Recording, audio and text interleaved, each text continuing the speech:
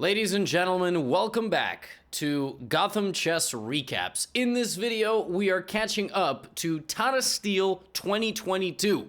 Tata Steel is a tournament held every year. It's a festival. It's been going on for nearly 100 years, if not more.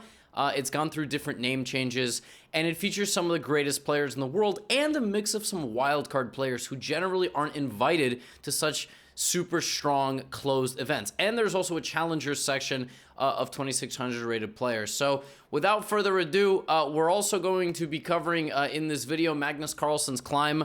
There's a really loud siren outside, but I don't know if you guys can hear that. To 2900. Magnus said that he wants to go for 2900 classical, and he's more interested in that than defending his title again.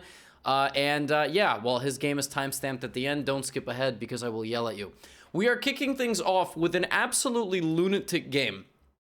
This one was in the second round. We're going to jump around a little bit, and at the end, I'll show you the standings between Dubov and Vidit Gujarati from India. Dubov begins this game with e4. He's normally a Catalan guy. I mean, they play everything, but he's a Catalan guy, so he goes for e4. And Vidit plays very principled e5. So this is something that you're going to get a lot of at the top level, especially in the longer time controls. We have knight f3, knight c6, and we have an Italian. So nowadays, the meta is the Italian or the Rui. Really, Scotch is neutralized at the top level. No King's Gambits, no Viennas, unfortunately. As great as they are at lower level, they're not as great at that level. So, d3. d3 is called the Gioco Pianissimo, and Dubov doesn't play for c3, d4 type of stuff. He also doesn't enter into potential fried liver variations, right? So normal stuff. White plays d3, c3, and is either going to play on the queen side or going to play a bit more maneuvering game and try to push in the center with d4. But we actually already get something kind of exciting as early as move 6. We get a move that's not the move in this position. Bishop g5 is a very committal move. White generally castles, rotates this knight a couple times, and like I said, then decides. By going to g5 so early, you invite yourself to get hit, and you're not going to take. You're obviously going to go here, and black in these positions can play for g5. So for example, black can castle, and like if white castles, black can play g5 and actually use this bishop as a target. So for example, bishop g3, there are lines here where black just comes forward or brings the king out of the way and tries to involve the f-pawn. Obviously, it depends on the formation of white's pieces as well, but this is actually very legitimate thing when the bishop goes out there. But Vidit plays a5, he actually played a5 before. He played it in the Tata Steel Rapid in the end of 2021 or 2020, I think, against Ariban, another very strong Indian grandmaster. And I would imagine that that had been prepared by Dubov. Now, at this point, he can castle, he can play knight d2. He plays a move that has never, ever, ever been played. Ever. Did I mention that it's never been played? He plays knight a3. Now, knight a3, it looks ludicrous. But it's a move. And it obviously comes with some sort of idea. First of all, one of the major ideas is you have to ask black if black wants to take this knight, right? And damage your structure. And that will lead to a very dynamic position where black doesn't have the two bishops. White has this, but also you've completely nerfed the queenside structure of white. So this kind of puts the onus on white to prove that, damaging the structure like this is good. On the other hand, you also cannot take, and for example, let's just say you castle, this knight is coming to c2, and it's going to places it doesn't usually go in these kinds of positions. Also, I can use this knight to skyrocket my pawns from c2, it defends the center. So you're just getting this knight in an area of the board that it doesn't usually travel, right? So knight a3 is kind of an invitation to get to those positions, and Vidit just chops it down. Now, I have no idea if Vidit has this position in his preparation, but it seems not, right? Like, it seems kind of nuts that he would. So he goes queen e7. It's a good move. And the point is, just general centralization, obviously defending everything. Still a ton of flexibility for both sides before we go to battle, castles, and now knight back to b8. So human move is to route the knight to d7. With undeveloping here looks nuts, right? It's like Vidit is just going crazy, right? Trying to put his pieces back where they are. But the point is he's going to put his knight on d7 because Dubov is going to come forward, right? So Dubov is going to play for d4. Dubov is going to play on the open lines. Like, Dubov has the actual pressure here. And it's clear that Vidit is going to have to play some defense here against this sort of initiative that's brewing. So we have rook b1. Now Vidit lashes out with this g5 idea, and there is a pawn hanging here. And he takes it. Now that is nuts. But I think Vidit is a strong player and understands that he has to call the bluff. I've said this already, on the white position. Like, Dubov is breaking principles, right? He's leaving weaknesses around. And Vidit's like, I'm going to go scoop this up. So we have queen c2, and now he plays f5, which is, again, the best move. Calling the bluff, extending with all of these pawns, and leaving this king wide open in the middle of the board. Maybe f5 isn't the best move per se. Maybe knight takes g3 or something, and playing for knight g3, fg3. But f5 looks very, very principled, right? Furthermore, down the line, you can maybe play for f4. So Dubov at this point cracks open the center, because that's what you have to do. You got two bishops, the guy's king is in the middle, you try to open things up. And now rook fe1, right? So the pressure is brewing again. He's threatening sacrificing here, f3 maybe to just open things up. Vidit takes the bishop, and now we have h takes g3, and e5 is under fire. E5, rook b5, all these crazy ideas. So Vidit puts the pawn on e4, but this looks nuts. Look at this initiative that's coming from the white side, right? Now Dubov plays g4. He's removing the defense of the pawn because of this pin. If Dubov takes this and plays rook e4, he wins the game. Vidit has to defend everything, and Vidit has to defend everything now. So we have knight c5. Knight c5, right? Hold stuff. Okay. Knight d4. Now I hit f5. I'm still hitting this. This is tons of pressure, right? So rook f8. G takes f5. Bishop f5. Okay. Seems like he's stabilized, because if you take the bishop, I play rook f5. You're not going to get to my e4 pawn. Vidit's done a great job here. The knight is beautifully positioned. Maybe this king is even going to castle long. But here, Daniil detonates an insane move. Daniil plays rook takes b7, sacrificing a full rook. That is a full rook. Knight takes rook in a move. But you can't play that, because bishop takes bishop to b5. If king d8, knight c6. If bishop comes back to d7 to block, rook takes e4 and you lose. And if you try to run with your king like this, it looks like you get away. Then I take your bishop and the attack rages on, right? So Vidit plays rook f6, which covers a lot of lines, and it's the best move. We have queen back to b1, looking to play rook b8 and get in, but now you can take the rook, because you've stopped a lot of the threats, and you've gotten the king a different escape route. Notice that when you move the rook, the king can now go to f8, and maybe to g7, and maybe to the corner. Rook d8, Dubov continues violently chopping down the position. Rook takes e4, right? Now we have rook d1 check, king h2, and now the rook blocks. Here, the computer's already giving a draw. It thinks that white should bail out by virtue of queen c6 and some sort of draw by repetition. Dubov plays queen c6, and now queen a8, and it seems like there's a draw, right? Bishop b5. If you take, then the queen is hanging. So king e6 and queen c8 check. So now the king keeps running. Queen h8, king f5. At this point, Daniil has to play here. Only move. If king takes rook in the middle of the board, it's check. King d5, it's mate. You get mated up 2 rooks. 2 rooks. Queen c8 only move. Instead of that, Vidit plays f3. And the point of f3 is that if rook takes e4, probably he thinks he has some checks when the king is still stuck in the middle of the board. But what happens is, the king keeps running. It just keeps running. And the king ends the game on the d2 square, avoiding all checks. Queen f2, queen e2 is a trade, and Daniil resigns. The attack was unsuccessful. The king ran the entire length of the board, hid next to his rook, and Vidit won the game. An absolutely insane start to this recap video, and I hope you're going to enjoy all the rest of the games. Some are a little bit less exciting than this one, but, you know, we still got big names. So, big names here, Duda and Rapport. Both super strong players from Poland and Hungary, respectively. Respectively? I don't even know. Respectfully. They bussin'. Bishop f4, bishop f5. Double London. What are you going to do? A guy plays the London? It's like the Spider-Man meme. So we turn it into a queen's gambit, and the queen ventures out to b3 to target the b7 pawn. We have bishop d6, bishop g3, and here begin the imbalances. So Rapport takes on c4, plays rook b8, defending b7, but not just defending b7, he actually wants to move it. It looks like you can't, but you can't take it. If you take with the knight or the bishop, c6 or a6, and you get pinned to your own queen. So a very interesting move, lashing out. And it's always fun to see in these like tame openings like the London, what the players do to try to fight, like actually fight, not just, you know, make a quick draw, right? So we have rook coming to the middle. Black has like 8 moves for equality here, so does white. Queen e7.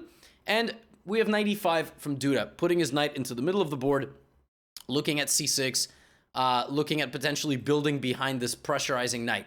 Rapport hits the knight jumps to the edge of the board. Here he could have just gone for knight c6, and there was an interesting variation, bc3, knight e7 check, bishop e7, where black sacrifices 2 knights for the queen, but has monster pressure on this side, and if you take, you lose. So that would be very tragic. But Duda decided not to engage like this, and instead went for the following position. So knight takes e5 here, wins a pawn for black, and it's a good move. But maybe Rapport didn't like something here. You know, maybe he thought that there was a very strong initiative after e4, bishop g6, maybe something with castles, f4, f5. He maybe just thought that this bishop was going to get trapped later on, something like queen e3 to cover this. I don't know. I don't know what he missed. I haven't spoken to him. Like I said, maybe he was just worried. Maybe he thought, well, that doesn't work because bishop takes. But queen e3, g4, g5, g4, f5, right? So instead of that, Rapport goes to c5, and what ends up happening is we have a king on f2, right? So Duda is giving him this pawn. He's just like, you could take it. And he does. He's like, yes, absolutely, I will take this pawn. So the point of this is that the king is surrounded very nicely here. Obviously quite safe. This bishop still can be a target for this pawn avalanche. H-file is open, and the queenside structure of black is a little sus because you move the pawn up very far. So Duda takes control of the d-file. General rule of thumb, if there is one open file on the board, if you dominate it with both your rooks, you're going to have a nice position because you have the activity. So Rapport here tries to fight back on the h-file. Duda strikes in the center, moves the bishop back, and plays rook 1 d2, making sure that everything is protected. But Rapport's still instigating, right?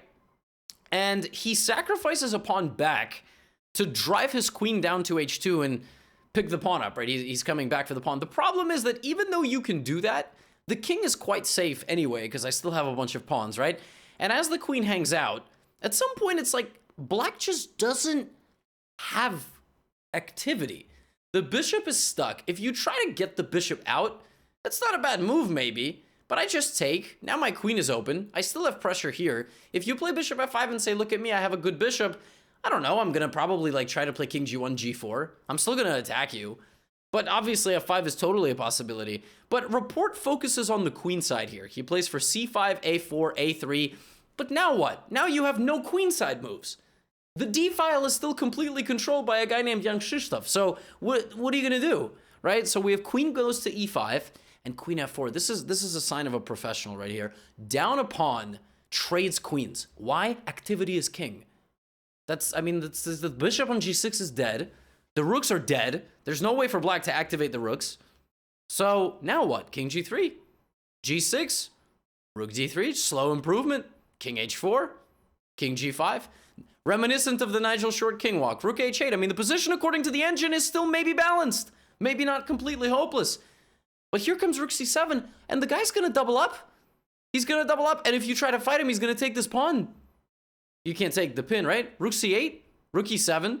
They dance a little bit here. They shuffle. But now rook c7 again. And now if you play what you intended to play, which is rook c8, then I can play rook e7. And I always have this f5 break. So for example, I have f5. f6. Insane. And then my pawn gets through, my rook gets through, my bishop gets through. And actually, that's what happens in the game. f5 is the move. f5 is the final move. I mean, the white position just basically walked forward unstopped. And f5 wins the game because you're going to just take this. You're going to take something. You might not even take anything. I wonder if you can maybe even play f6. Oh, no, I guess this is hanging. But imagine a position where, I don't know, I'm going to make a couple moves. Like, imagine this. I mean, black is suffocating. Black has legitimately no moves. Have you ever seen something like this? He has no pawn moves. He can barely move any piece, right? So Duda just, you know, big brother's Rapport in this game just hugs him. Doesn't let him get out of the death grip here. And this entire game was won really because of this bishop. Fascinating idea from Duda to basically play this entire game against this bishop and by controlling the d-file. Very nice game. Super impressive. Another game I wanted to show you is between Pragg Ramesh Babu from India. Super strong. I don't know if I can call him a kid anymore. He's like 16, 17. Nils, I spoke to him recently on the podcast. I'm not sure it's out yet at the time of launching this. It's not out yet. But we spoke. He's the best player from Sweden. He played here last year. And, you know, we're gonna see what happens between the two of them. We have a Grunfeld. So, obviously, you play like this early on. You're not going to get a King's Indian defense nowadays. Very unlikely you're going to see a King's Indian. Much more likely you're going to see a Grunfeld. And we have a main line, beginnings of a main line, but we have Queen A4 check. So, only at this level of chess can you play things like Queen A4 check and get away with it. If beginners tried this, I would yell at them, develop your other pieces, please. But the point is that black has to block this check in some uncomfortable way, either with your bishop, your knight, something's got to go in front. Queen D7, there might even be bishop B5 sometimes to force this, and this is considered a slight win for white. Knight D7, and now we play like nothing happened. In fact, we play Queen A3. I mean, it's ludicrous, right? This is crazy stuff. So, but the point is to not allow black to play C5, because if black plays C5, then you're obviously going to take it, right? Black plays C5, white doesn't even take it. Okay, well, I just don't know anything about chess. We put our queen on A3, so I guess it controls the queen side, and this allows black's main vehicle of counterplay with the queen, which is Queen A5. So normally, in these positions, the queen for black goes to A5 to pressure the queen side. This entire setup by white is designed to throw off black's coordination, and the queen of white's protects the queenside squares where the black queen wants to go. This is the meta that we talk about at the highest level. You make 2 queen moves in the first 9 moves, so your opponent doesn't get the counterplay that they want. Fantastic. B6, you see? So black has to take an entirely different approach, which is playing it with the bishops against the center, right? It's crazy stuff. So, you leave a strong grandmaster unattended, folks. What move do they play? Of course, H4. We don't castle. We just go directly for H4, H5. And Pragg's like, yo, your counterplay against my center is too slow. It's just too slow. For example, if you play bishop to B7, I mean, maybe I was even thinking maybe D5 was possible, but maybe not, because now something like this is protected, but it seems like knight F6 is very strong. So white doesn't get enough time to consolidate. I guess E5 is the point. So you kind of entomb this bishop, and now H5, H6 is coming. Very Alpha Zero style. The pawns box in the knight, so the knight can't get any counterplay, which you threw off early with your queen move, and this bishop is also blocked out. And if black tries to get counterplay with F6, black just gets stomped on the diagonals and on the H file. So, yeah, that's kind of a summary of this game plan. So, Nils strikes back in the center right away. Very instructive moment. You want to attack a person on the side of the board. What do you do in the middle? You lock the middle. Now you can do this because there's no more pressure on the bishop, on the diagonal, right? Now this pawn's also a passer. So Nils tries to consolidate. Pragg removes the knight from defending the H5 advance, and he plays H5. Nils tries to fight back with his bishop. Knight D2, the attack rages on. He's like, yo, take. I don't care if I can't castle. Why do I care if I can't castle? Look at you. You castled and I'm attacking you. So, stupid. I don't think he actually said that. I think it was a very respectful, maybe wordless exchange, as normally is in chess games. Look, Pragg completely closes the center. So black is going to struggle to create counterplay. I'm willing to bet that at some point we're going to see something like this on the queen side. And if not, then white's just going to completely run you over on the other side of the board. So Pragg begins this interval of queen moves. Okay, so we see a break on this side. That makes sense. So we take, and now A4. All right, well, A4 is preventing B5, so it looks like we are not going to be seeing that anytime in the future. It's actually Pragg who begins a second opening of the board on the queen side. This is crazy. I mean, he played on the flank while the center was closed, right? Gets the queen out of there. Queen C3, Queen F6. Now, at some point, Nils is probably going to try to get something if it's presented to him, right? Queen C2. All right, you've got to make a decision with this pawn. Nope, no, I don't. Pragg's like, no, you have to make a decision with that pawn, because now I'm castling this way, and at some point I will take. So, F4. Okay. Now we can finally breathe. The position has calmed down. The initiative of white has sort of been extinguished, but it's still obviously a good position for white. So what does he do? Well, he pauses the attack and he instead goes for the queenside infiltration. Is it still an attack? Yes, but it's less an attack on the king and more an attack on the position. So bishop back to e2 and now knight h2. And what are we going for? That. Black put 4 out of 5 pawns on dark squares in the middle of the board, which means that the light squares are money. So now we have bishop c7 trying to block the pressure off here. But this poor bishop tried to rent an apartment several thousands of miles away and was lied to by the real estate agent. And now rook a1, we continue improving on that side. And there it is. We are now going to remove the light squared bishop, f3. You know what the evaluation of this position is? +3. It's more like +50 because the game is over. This game goes on. Make no mistake, like black's gonna try to play for a little longer because everything is kind of protected, right? And if white messes up, then black is gonna get a chance, right? Black's gonna get a chance, but this game is over. It's over because you control basically the only opening of the board. This is superficial. Now, if black plays queen h4, king e2, and delivers mate, God bless them. But, and that's why Pragg has to actually play some defense here. But he can just sack. Look at that. He could just sack, and he could win this pawn. And now the whole center collapses, right? And these pawns, the Grunfeld pawns, come through. So Pragg wins this game in amazing style. He wins this game by creating a little bit of a wrinkle in a Grunfeld defense, although he did allow a little bit, probably more than he should have. But the pawns get active, and he did not repeat moves. He disallowed the king from entering.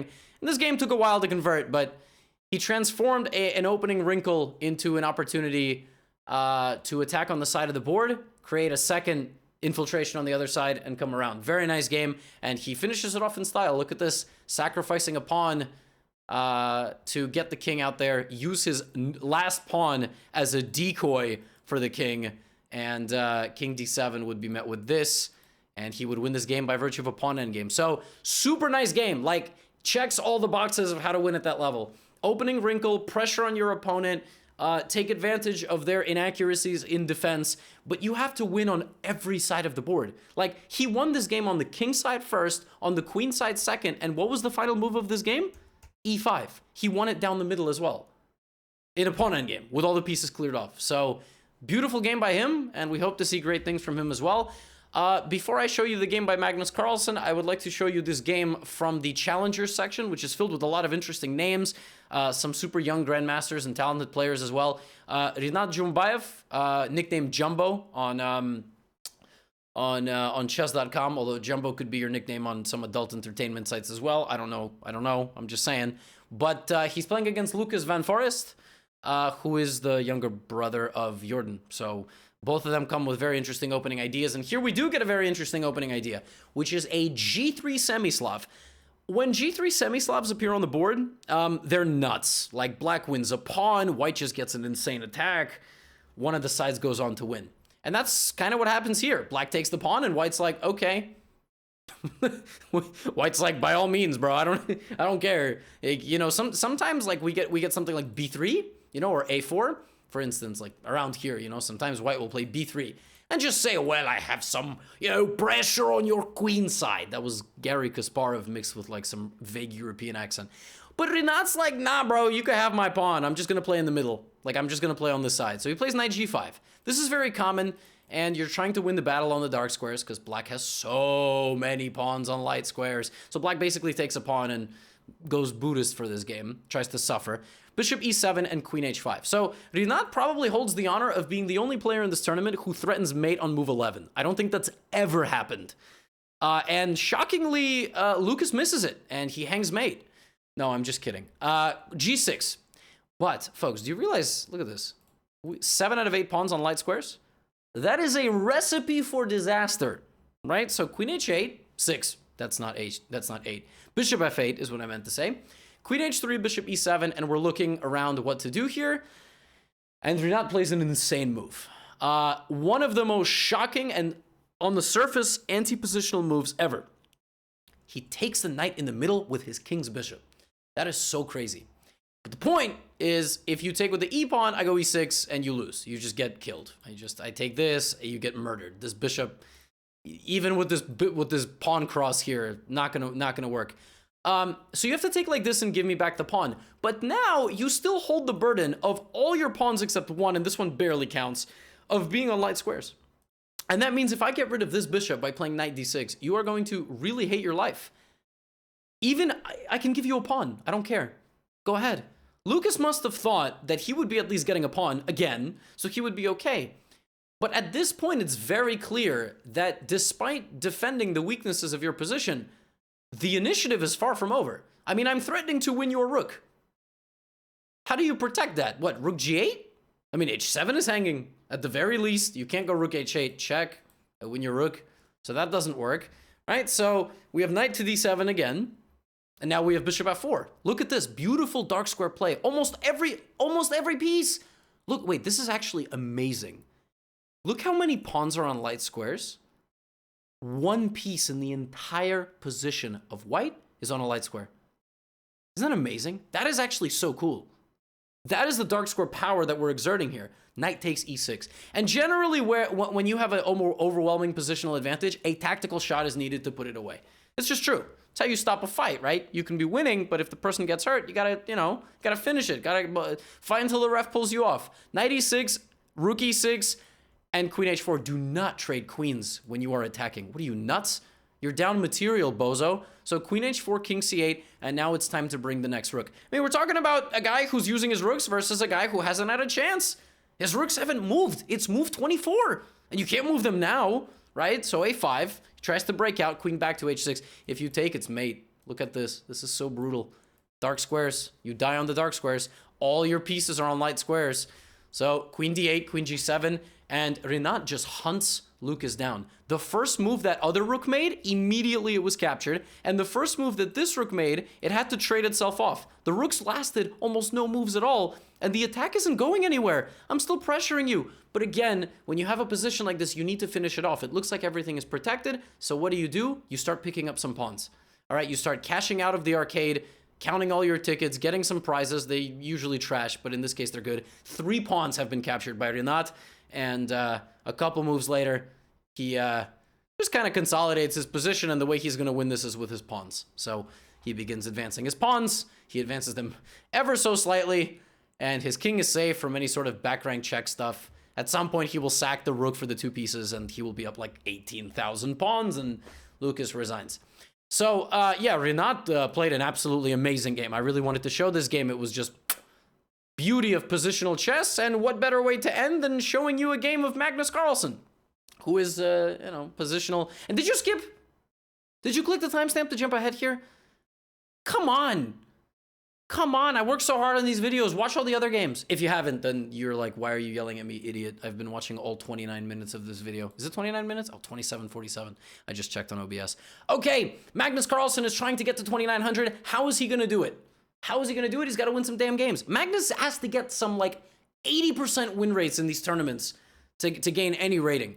So he's playing Anish Giri. Anish Giri is a principled man. He is going to play knight f6, e6, d5. He's going to play the mainline Catalan, and there it is. Magnus utilized the Catalan in the World Championship match. Magnus has been, that game, Agar.io, where you absorb the blobs. He's been absorbing the blobs of the power of his team, Daniil Dubov being one of those blobs. I'm sure he's been called better things than a blob in his life.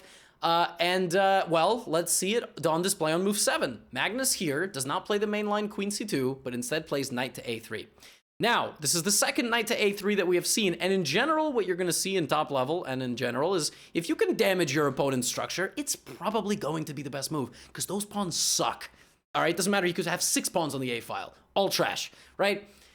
So how is Magnus going to win this pawn back? He's not. He's going to play a4 and wait. This pawn will be captured. But this has been seen a couple hundred times. The move knight a3 is the 4th most popular move by far. Magnus, in this position, plays a move that's been played 3 times ever out of a couple hundred. a4. Not queen c2, not knight e5 going for the bishop, a4. The intention, obviously, of playing bishop to a3 and queen to c2. And white's point here is, this bishop is a monster. Again, we see this dark square, juicy bishop. And we wait to win this pawn back. And, if black tries to play bishop d5, we're going to slowly prepare e4. We're going to remove the defender of the light squared pawn. And that's why Anish is like, yeah, Magnus, just take it. Instead, I'm going to go for your a4 pawn. So queen c4, knight b6, and knight takes a4. Look at that. Instant replay this. He doesn't play queen c2. He doesn't want to get hit with the bishop, but he plays queen c3. Because if you take, now here's the difference. I've moved my queen in a spot where it still pressures everything a little bit. I'm threatening rook c6 and taking this, right? So what does Anish have to do? Well, he has to probably come back, right? He has to come back. And then Magnus maybe plays queen b2, maybe rook e1 preparing e4, starting to apply some pressure on these pieces who are blocking these pawns. Instead of that, Anish begins a tactical sequence. A tactical sequence which, obviously, there's stuff flying all over the place. So if queen d5, I mean, this is just not good at all. Black is just a pawn up with no queens on the board. So Magnus plays rook takes c6, which is a crazy move. The point is that you have to take, and now knight e5. So now he's under a violent attack, right? The bishops are just demolishing here. Relative value of these bishops is 4 points. This rook is also worth 4 points. Queen b5 looking to trade. The hardest thing to calculate in a tactical sequence is backwards moves that seemingly don't do anything. But queen c2 is so nasty because you threaten rook b1 and it's not easy to stop. And you're threatening queen c7, at which point you will take this and the king. So Anish has to play some defense here. What does he do? He brings the knight to d5, trying to get in the way of everything. Once again, it would have been more sobering to play knight to b6, and if queen c7 to bring this knight back once again. But it's so hard to bring everybody back like that. And furthermore, maybe I don't even take. Maybe I take on b7, I hit the rook, and I'm threatening bishop c6. So I'm still harassing you nonstop. I mean, you know, the engine can find some sequence like knight c4. Like, look, knight c4, hitting the bishop. Bishop a8, knight a3 hits the queen, queen into c6, queen into e2, and you pause here and you say, black is fine. I mean, your pieces are scattered like nobody's business, all right? They're like relatives that are trying to get away from each other the entire year until Christmas. I mean, it's just not okay, right? But it's fine according to zero. You see 000, that's the stockfish. It's the stockfish blessing right there. Instead, Anish does this, and here comes Magnus's initiative. Magnus, by the way, second time in this video, we see a move that would make a positional player vomit. Bishop takes d5, removing your godsend of a bishop. Why? Because now we freeze everything. Now we've frozen the structure. These pieces are tied together. In comes rook b7. We're going to gobble everything. You give me a chance. I'm going to eat the whole 7th rank, right? c5, Anish tries to break out. Here comes the queen. And here we're not really scattered like nobody's business, but we've abandoned our king, all right? The queen, the knight, the rook all arrive, and the entire army is smoking a blunt like on the valley over there. Children, a blunt is, well, ask your parents. Queen f5. They know, trust me. They pretend they don't, but they know. They all know. They all know. So queen f5, and who's going to protect the king? Well, the rook has to try, right? That's what he gets paid to do. Here comes knight takes f7. It's bad. It's real bad. It's like really bad because you're also probably threatening knight h6 check and then queen h7. And if knight h6 and king here, you probably just have some beautiful way of winning. Or you could just take the rook. But I don't know. Maybe I thought you had maybe some forced mate. But yeah, queen d8, and that's a flashy move. That's like a, oh no, my queen. Literally, that's exactly what Eric Rosen would say there. But Magnus doesn't want to do that because then he would trade queens. So he just takes on c5. Then he trades queens. And this is what I love. This is exactly what Pragg did. You know when to simplify the position. Yes, you had a huge attack, but you're winning here too. Why? Because despite being down in exchange, a guy hasn't been able to use his rooks. You dominate his king. The relative value of these rooks is not 5. This knight is stuck, and your pawn's going to promote. So what does Magnus do? He pushes his pawn until he can't. He brings back the bishop. He brings the knight to the party, and that's it. Anish's position completely collapses. Well, it has for a few moves, but we end the game with a conversion into an endgame where we have 5 pawns versus 3.